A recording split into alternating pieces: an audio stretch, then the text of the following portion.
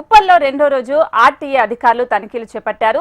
సిర్జాదిగూడ Uppal bus depot దగ్గర RTA motor vehicle inspector ఆధ్వర్యంలో school college బస్సులను అధికారులు తనిఖీలు చేశారు. స్కూల్ బస్సులు అలాగే వ్యాన్స్ ఫిట్నెస్ వ్యాలిడిటీపై తనిఖీలు నిర్వహిస్తున్నారు.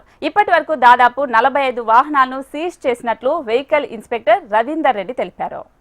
పోయిన నెల 15వ తేదీ నుంచి వెహికల్స్ అన్ని ఫిట్నెస్ చేయడానికి తేదీ గడువు ఇచ్చారు వాళ్ళకి. ఆ గడువు లోపల ఫిట్నెస్ చేసుకున్న బండ్లన్నింటినీ మేము ఎగ్జామ్ చేస్తున్నాము.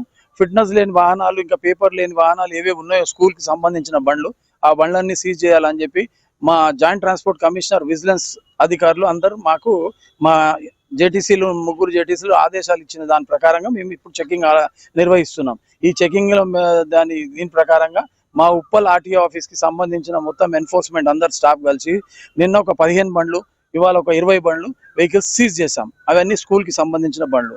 ఇప్పుడు ఈ వెహికల్ ఉంది, ఈ వెహికల్కు ఫిట్నెస్ లేదు. అట్లా ఇంకా వేరే బండ్లు ఉన్నాయి, అవి అన్అథరైజ్డ్గా నడుస్తున్నాయి.